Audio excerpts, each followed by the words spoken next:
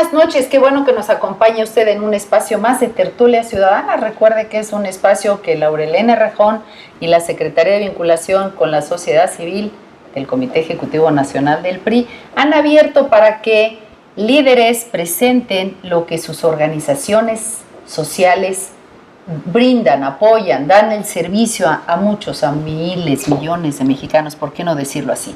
Y hoy estoy muy contenta porque además de tener con nosotros a un muy buen líder social, es muy buen amigo. Por eso celebro que nos acompañe Jorge Serrano. Gracias. Gracias, Jorge. Tenemos muchos años de conocernos, pero voy a contar a él un poquito más de qué causas sociales nos han unido. Déjeme le cuento un poco más. Jorge Serrano es presidente de la organización Tendiendo Puentes, que surge de la integración de experiencias de un grupo de voluntarios, en su mayoría jóvenes, todos convencidos de que la participación ciudadana es de vital importancia para la solución de los múltiples problemas que vivimos en nuestra sociedad. Jorge es licenciado en Ciencia Política y Administración Pública de la UNAM, y créame que le gusta, no erró su licenciatura, sus estudios. Es presidente también de la Junta de Directores de Tendiendo Puentes, organización asociada a la ONU y a la OEA. Déjeme decir que son pocas las organizaciones de México, mexicanas, que están asociadas a estos organismos internacionales, entonces esto habla bien de su trabajo, internacional. Él nos va a platicar ahorita un poquito más, tiene amplio currículum, pero sobre todo, pues tiene mucho trabajo para construir ciudadanía. Jorge, ¿por qué no nos comentas? Detuve un poquito la lectura porque habla ya de entrada de tu participación en observaciones electorales y una serie de proyectos específicos que yo te conozco. Pero antes de llegar a eso, ¿por qué no me platicas cómo surge y cuándo surge Tendiendo Puentes? Gracias, Laurita. Bueno, primero agradecer la invitación que nos haces a participar en este programa de Tertulia Ciudadana. La sociedad civil necesita siempre de espacios en los cuales se dé a conocer a toda la sociedad las actividades que se están realizando, cómo surgimos y dónde estamos y qué es el camino que están tomando la sociedad civil.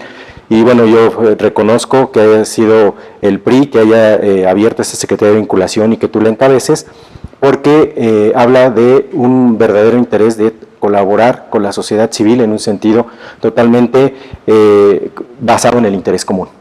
Y creo que eso es lo que nos debe de unir. Respetando diferencias, pero obviamente lo importante en las coincidencias, haciendo equipo. Sí, y bueno, pues Tendiendo Puentes AC surge de un grupo de jóvenes que nos encontramos en la universidad.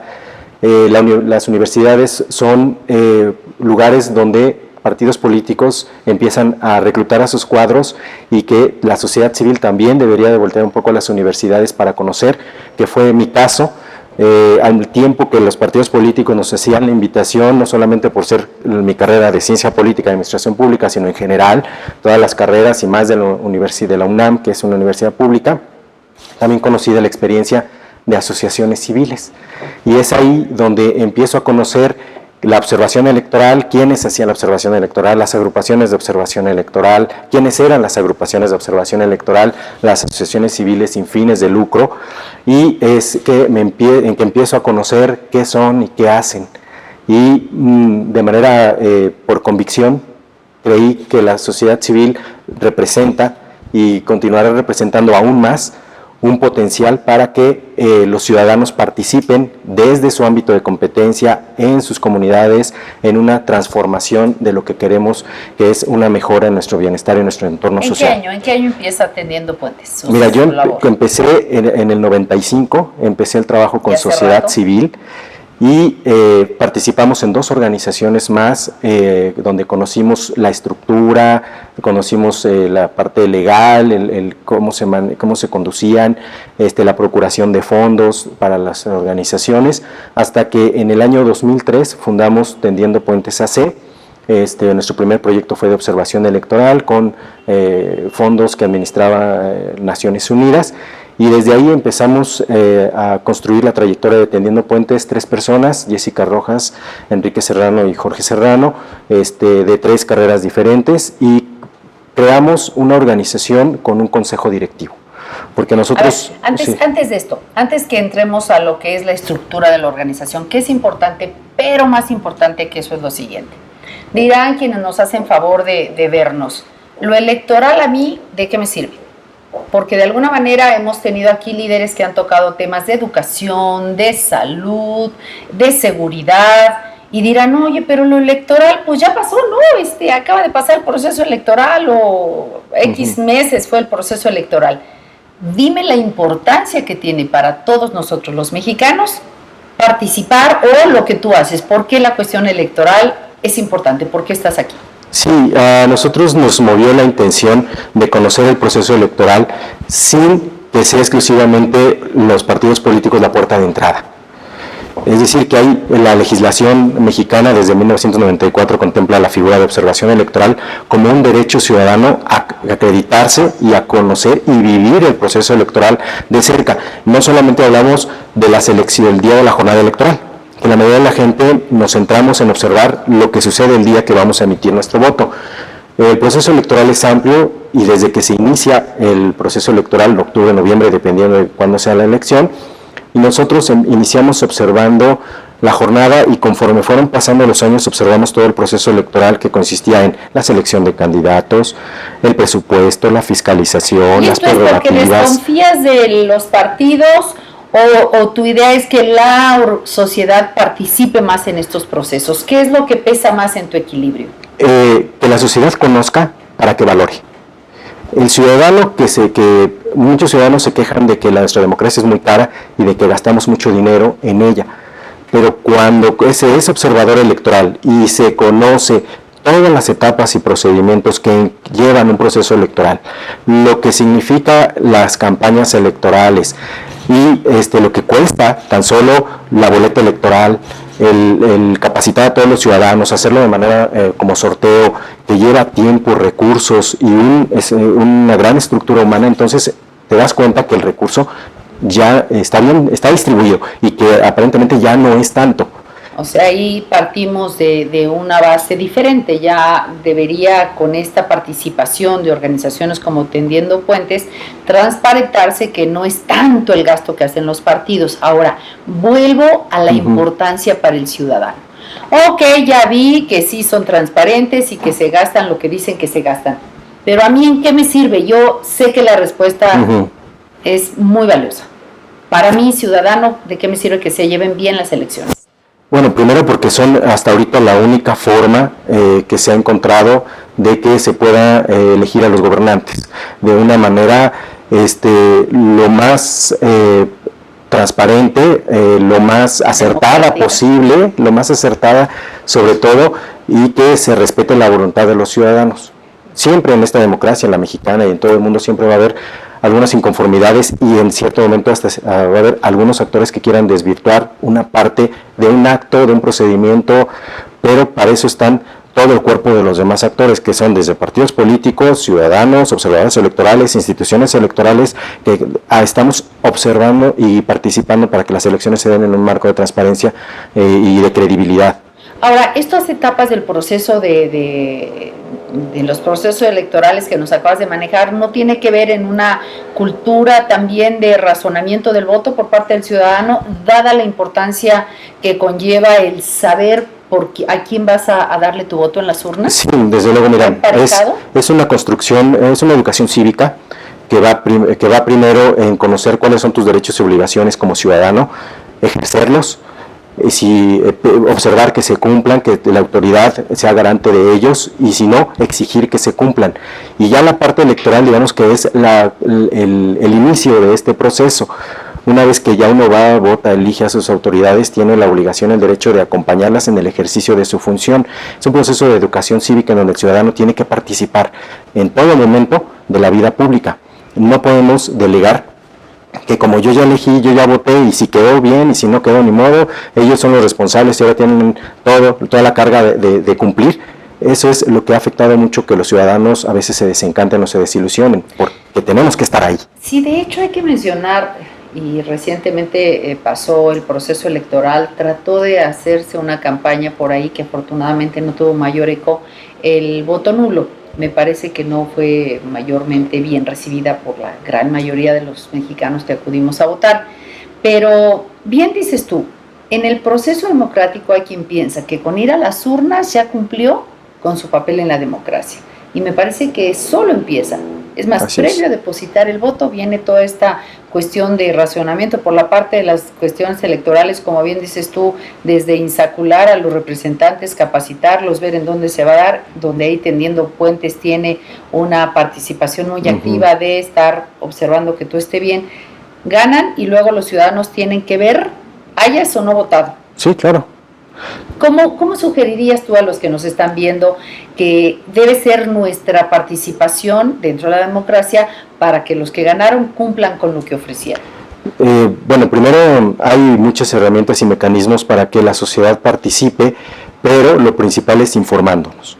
Si uno conoce cuáles son las herramientas y los mecanismos y los derechos que tú tienes para que la autoridad te escuche y los ejerces, y te organizas, porque precisamente las organizaciones de la sociedad civil recibimos este nombre no porque representemos a los ciudadanos, sino porque somos una expresión organizada de los ciudadanos y como tal manifestamos nuestras posiciones, que somos sin fines de lucro y todo eso es una parte de la legislación. ¿En dónde tiene presencia Tendiendo Puentes? ¿Ciudad de México, zona metropolitana? Nuestras oficinas están en el Estado de México y operamos en toda la República dependiendo del proyecto y de la actividad que estemos realizando. Muy bien. En procesos electorales tenemos presencia de 16 a 20 estados de la República, pero también trabajamos proyectos, por ejemplo, el año pasado estuvimos trabajando empleo temporal en Baja California, vamos a estar en Chiapas con proyectos productivos, estamos en toda la República y sobre todo nosotros buscamos tener contrapartes, buscamos el fortalecimiento de las organizaciones locales. Entonces, si nosotros vamos a un estado a trabajar un proyecto, buscamos una organización local que esté ahí para que entonces, por una parte, ellos conozcan de los programas federales, conozcan de otras actividades, intercambiamos experiencias, porque finalmente y nos fortalece, se fortalecen, sí, porque la diferencia entre ser una organización gremial estructurada con presencia en todo el país es que las organizaciones sociales somos pequeñas, sí podemos tener representación en todo el país, pero nos articulamos con otras más. Ahora, tú simplemente, tú Tendiendo Puentes, supervisa no es la palabra, observan, es la palabra correcta, a lo que hacen las autoridades electorales, ¿cierto? ¿Qué opinión tienes del papel que juegan los ciudadanos en un proceso electoral? Bueno, el ciudadano debe de primero entrar en un proceso de reflexión de qué es el sentirse y el ser ciudadano y el ejercer esta ciudadanía. Nosotros hacemos un ejercicio con los jóvenes, estamos muy enfocados a este sector, que se llama Miradas Cruzadas. Entonces ponemos a dos chicos de frente y le decimos, a ver, tú haz tus gestos y tu actitud que sea como de un funcionario de gobierno. Entonces, ¿tú cómo lo percibes? Tú como ciudadano. Ahora al revés, ahora tú actúa como ciudadano y tú como funcionario cómo lo percibes, y entonces eso ayuda a que los jóvenes principalmente se vuelvan empáticos en cómo hay esta falta de interés y de compromiso del ciudadano por participar, desde el ciudadano que tira una colilla, una basura en la calle, hasta ahora el que no participa en la separación de los residuos orgánicos, inorgánicos o no recicla, o que no va a votar, que no va a votar y en el otro sentido de que no participa cuando incluso el gobierno lo convoca, por ejemplo, a presupuesto participativo en el Distrito Federal, a integrar los órganos de representación ciudadana, COPACIS en el Estado de México, por ejemplo. Entonces, si nosotros no participamos activamente, si no nos vinculamos, si no damos parte de nuestro tiempo para realizar actividades de interés común, de mejora tan solo de nuestra colonia, de nuestra calle, desde ahí empieza la participación ciudadana y la construcción de ciudadanía, y eso es lo que refuerza el tejido social de una comunidad. Entonces, desde ahí nosotros tenemos que, como ciudadanos, participar. Y eso es lo que debemos de fomentar como organizaciones, como gobierno, como toda la sociedad. Una sociedad que realmente tiene un tejido social sólido, es difícil que se pueda desvirtuar o que grupos la afecten, ¿no? Ya sea de delincuencia organizada o simplemente de intereses que desfavorecen. Estás blindando. Jorge, ¿por qué no nos comentas? Yo sé que hace un tiempo Tendiendo Puentes fue de alguna manera el enlace para un proyecto internacional que hubo aquí muy interesante, ¿Qué fue de Naciones Unidas? Justamente fue medio la sede de México. ¿Cómo estuvo ese proyecto? Sí, bueno, Tendiendo Puentes desde un inicio comenzó de 1997, quienes integramos Tendiendo Puentes, tuvimos trabajo con el Centro de Información de Naciones Unidas, con Naciones Unidas, y un día se nos ocurrió mandar a Nueva York, al Departamento de Información Pública, un informe de las actividades que hacíamos como sociedad civil. Y nos contestan, oiga, es que necesita registrarse al Departamento de Información Pública, y nos mandan los requisitos, y entre los requisitos que nosotros observábamos había pasado un proceso de más de 15 años, casi 20 años, que no se había registrado una sola organización de México al Departamento de Información Pública de Naciones Unidas, que es el área que concentra toda la relación con organismos no gubernamentales, y paradójicamente México ha sido uno de los principales países que aportan recursos a Naciones Unidas. Entonces, había un distanciamiento de representación de su sociedad civil al interior y de representación de funcionarios, porque también los funcionarios mexicanos y mexicanos pueden participar como funcionarios al interior de Naciones Unidas, y no aplicaran. Hubo casi 20 años de este proceso de vacío.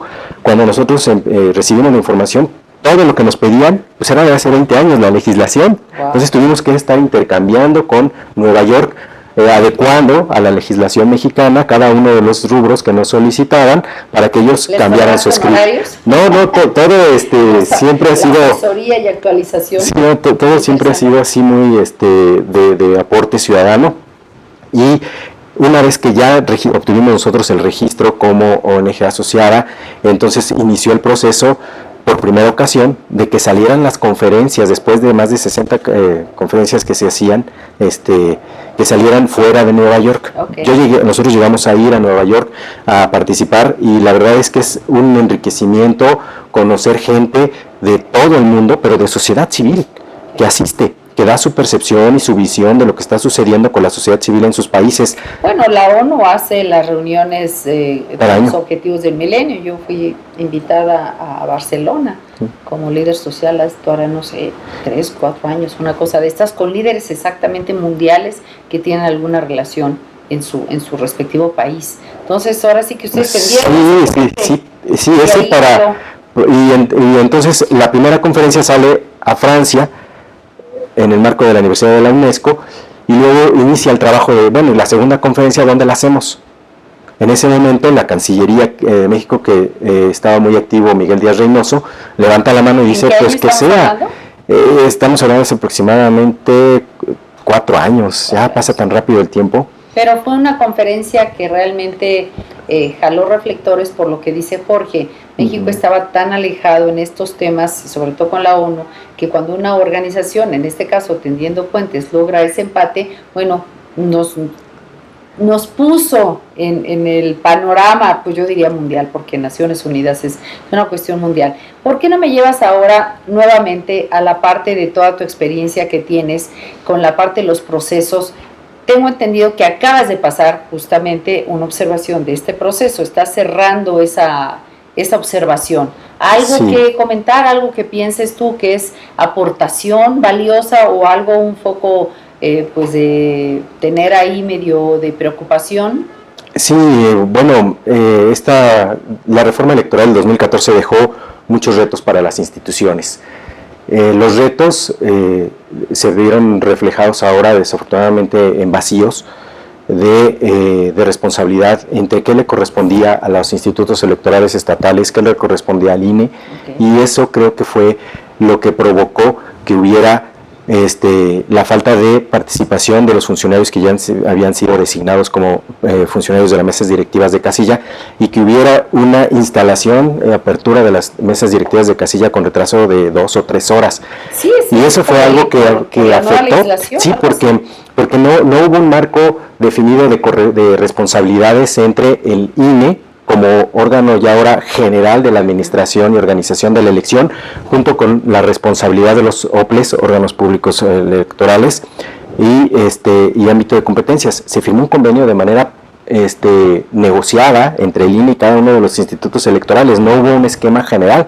Entonces ahí se trató de a ver quién negociaba mejor, Y en este ámbito de responsabilidades, en la práctica, el INE le correspondía toda la planeación, organización, y entonces, ¿y qué va a suceder con las elecciones coincidentes? ¿Cómo se vinculó la capacitación y la selección? Puede negociar mejor, ¿no? Como que esa parte sí se ve medio volante. Y ese es el principal reto estructural e institucional que tiene ahora las organizaciones de la sociedad civil. Requieren nuevamente, hablas un reto para las organizaciones de la sociedad civil, pero ¿no es un reto también para los legisladores tener que nuevamente revisar eso? ¿O está bien y simplemente fue falta de tiempo para su aplicación, o no estuvo bien realista esa ley?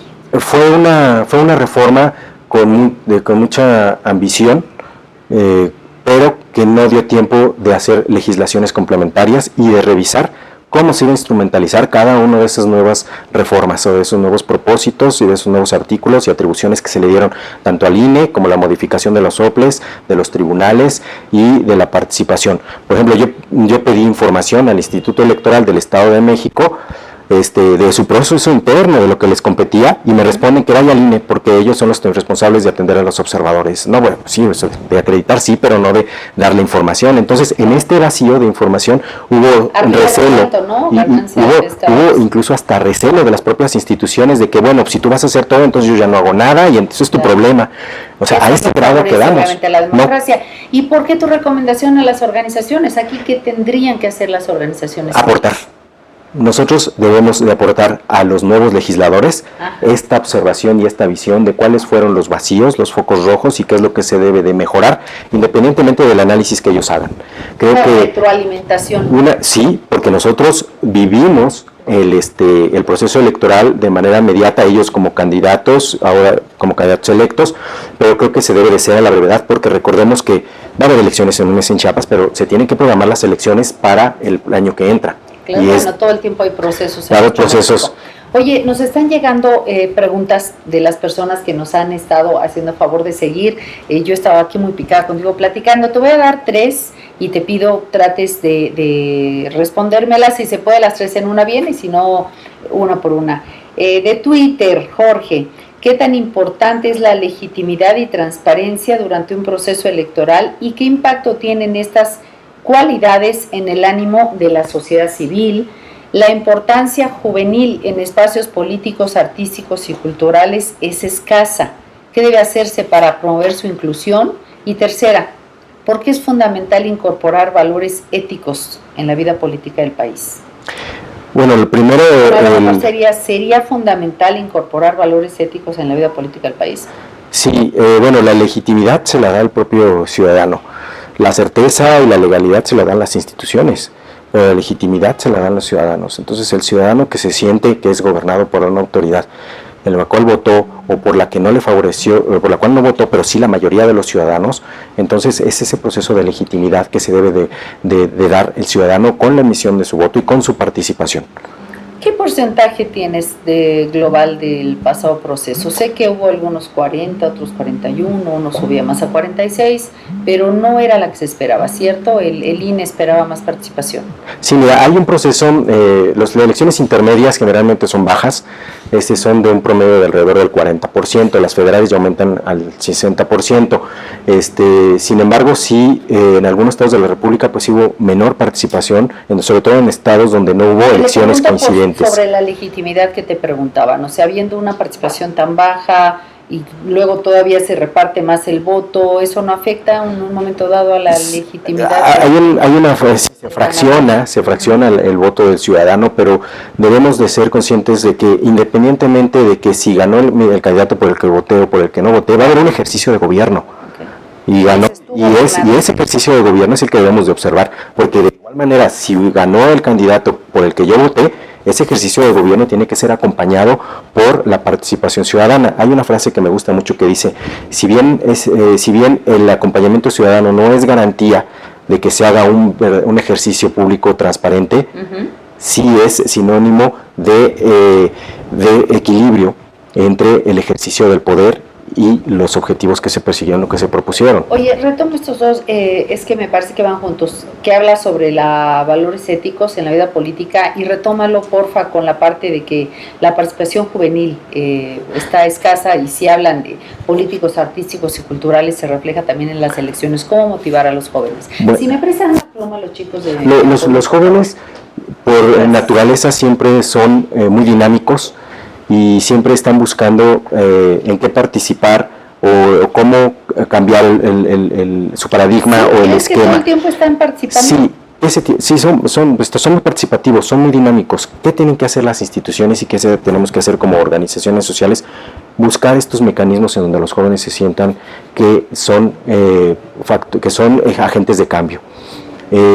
Creo que ha faltado una innovación por parte de la política pública gubernamental y de las autoridades electorales, en este caso del tema que estamos comentando, para que los jóvenes se sientan parte y se sientan involucrados en toda acción de gobierno y en los procesos electorales. Bien. Los gobiernos ven muy alejada la política, cuando en realidad todos hacemos política, porque tienen sinónimo de que política es partidos políticos y partidos políticos es algo negativo. Entonces hay que darle la vuelta a esa percepción y establecer nuevos mecanismos y medios para que los jóvenes participen de manera activa con las instituciones, no solamente nacionales, sino de los 3 órdenes de gobierno.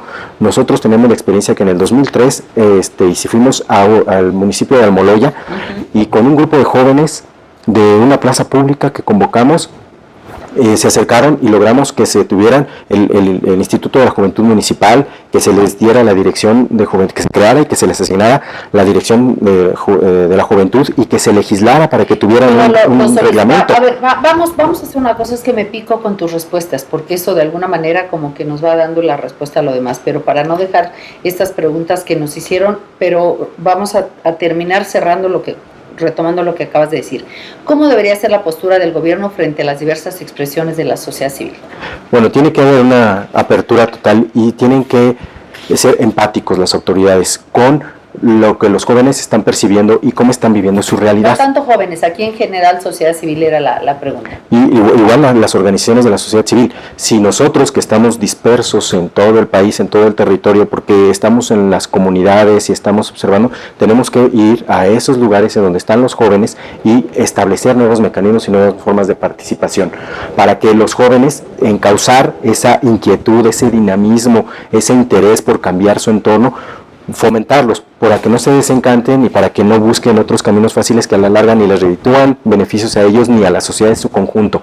Hay que ser muy innovadores, hay que ser muy creativos y hay que ser muy propositivos con ellos. Algo nos dijiste hace rato, pero pregunta Sonia, ¿qué tan importante es impulsar campañas que promuevan la convivencia social? Sí, ese es cuando los jóvenes tienen espacios de recreación, pueden ser más productivos. Aquí en Almoloya, del ejemplo que te citaba, lo único que había era la cancha de fútbol y la cantina. Cuando nosotros llegamos y trabajamos... Bueno, sí, pues después de ganar el fútbol te ibas a celebrar, ¿no?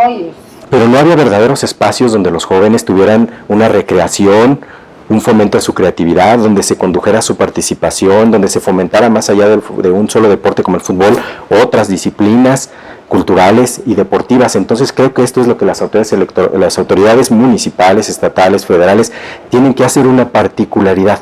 No hay grandes políticas públicas, hay que ir a la particularidad, entender el entorno de los jóvenes y ayudarles a que se vuelvan agentes de cambio. Muy rápido, porque estamos en la recta final y te voy a hacer una serie de